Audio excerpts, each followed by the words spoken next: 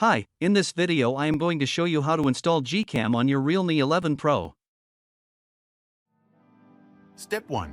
Visit our website by clicking on the first link in the description. Step 2. On our website, go to the download section and download GCam APK file. Step 3.